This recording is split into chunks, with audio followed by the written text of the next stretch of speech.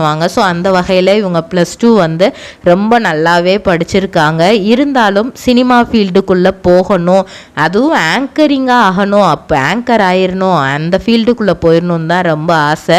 இதை வந்து அப்பா அம்மா கேள்விப்படும் போது ரொம்ப கோவப்படுறாங்க.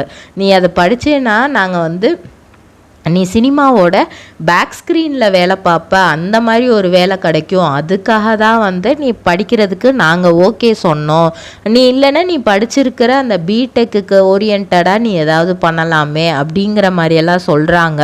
அப்போ அவங்களோட சிஸ்டர்ஸ் தான் வந்து சொல்கிறாங்க, அது எப்படினாலுமே எலக்ட்ரானிக் மீடியாங்கும்போது அது மீடியா ஃபீல்டுக்குள்ளே தானப்பா வருது. அவள் ஆசைப்படுறா ஆங்கரிங் பண்ணணும்னு நினைக்கிறா, பண்ணிட்டு போட்டோம். அவளுக்கு பாக்கு மட்டை தயாரிக்கும் மிஷின் கிடைக்கும். அதற்கான ரா மெட்டீரியல்ஸையும் வருடம் முழுதும் நாங்களே சப்ளை செய்து வருகிறோம். நீங்கள் செய்யும் தட்டுகளை நாங்களே எடுத்துக்கொள்கிறோம்.